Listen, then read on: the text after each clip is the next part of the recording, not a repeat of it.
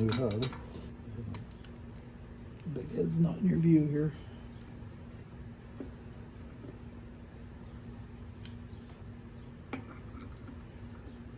Ton of little bearings. Look at this.